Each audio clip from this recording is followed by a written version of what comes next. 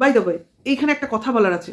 ওই যে একটা লাইভ হলো দুদিন আগে, সেই লাইভে জানোই নিশ্চয়ই বেচুর বর দিয়ে এসেছিল, এবং এসে বেচু এবং টিনার ব্যাপারে অনেক কিছু ডিসকাস হলো, এবং সেখানেই আমরা জানতে পারলাম 12ই ডিসেম্বরের কথা।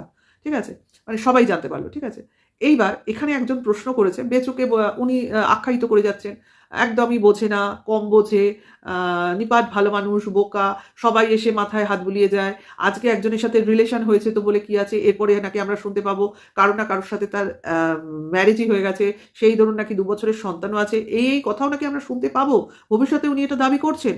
আবার নাকি এটাও বলা হচ্ছে কোর্ট চত্বরে তাকে হেনস্থা করা হচ্ছে, এটাও নাকি আমরা শুনতে পেতে পারি। মানে সব রকম ইভেল জিনিস উনি আগে থেকেই বলে দিচ্ছেন। কাজে এরপরে হলে, মানে ঘটনাগুলো ঘটলে যাতে তাকে দোষ না দেওয়া হয়, অর্থাৎ তিনি আগেই নিজের সাফাই গেয়ে রাখছেন যে এগুলো কিন্তু হবে, আপনারা জেনে রাখুন, অর্থাৎ আপনারা মানসিকভাবে প্রস্তুত থাকুন।